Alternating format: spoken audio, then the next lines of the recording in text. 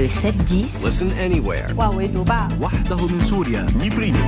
sur France Inter. Et c'est géopolitique. Pierre Aski, bonjour. Bonjour Nicolas. Vous revenez, Pierre, sur l'annonce d'un accord entre l'Ukraine et les États-Unis. Il y a un acquis et un énorme point d'interrogation.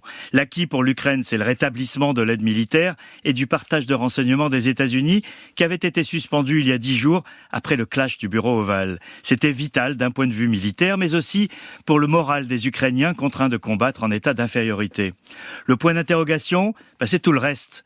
Car la rencontre d'hier entre Volodymyr Zelensky et ses deux interlocuteurs américains, le secrétaire d'État Marco Rubio et le conseiller à la sécurité nationale Mike Waltz, pose plein de questions. D'abord sur la forme. Rubio et Waltz sont des républicains normaux, est-on tenté de dire, ralliés au camp Trump. Lors de la séance d'humiliation de la Maison-Blanche, c'est le vice-président J.D. Vance qui était à la manœuvre. Rubio à ses côtés regardait le sol, embarrassé. S'agit-il d'un numéro de gentil flic méchant flic, comme dans les films policiers, ou de clans opposés idéologiquement autour de Trump?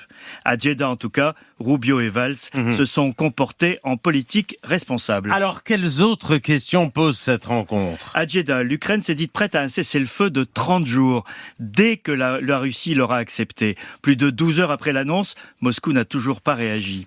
Le moment est étrange, car les événements des 3 dernières semaines ont été très pénibles pour l'Ukraine, avec le sentiment d'être lâché par son allié américain. Washington a donné par avance les concessions exigées par Moscou, perte des territoires conquis, pas d'entrée de l'Ukraine dans l'OTAN, tandis que la Russie n'a rien dit, juste engrangé.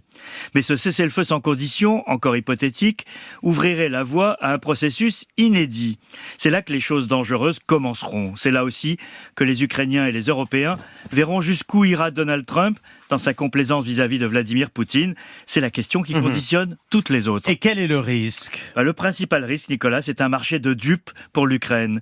Les Européens qui étaient réunis hier à Paris au niveau des chefs d'état-major veulent à tout prix éviter que les États-Unis n'acceptent la demande russe d'une démilitarisation de l'Ukraine. Ça serait une catastrophe. Une Ukraine sans armée serait à la merci de Poutine. Aujourd'hui, l'Ukraine a une armée d'1 million d'hommes aguerris qui constituera la première ligne de défense face à la Russie, avec les Européens en deuxième ligne. Mais si Trump, lorsqu'il rencontrera Poutine, accepte la démilitarisation et l'absence de garanties significatives de sécurité, il aura contribué de fait à la capitulation de l'Ukraine. On n'en est pas là, d'autant qu'à Jeddah, Ukrainiens et Américains ont également discuté de l'accord sur les minerais ukrainiens. Or, rien de tel qu'un bon contrat à plusieurs dizaines de milliards de dollars pour intéresser Donald Trump. Si le scénario de ces tractations avait été écrit d'avance, il n'aurait pas été jugé crédible, tant il est improbable. Mais négocier avec Trump oblige à de sérieuses contorsions, avec parfois de bonnes surprises, comme hier. Mais ce n'est pas encore la fin de l'histoire, loin de là. Pierre Aski, merci.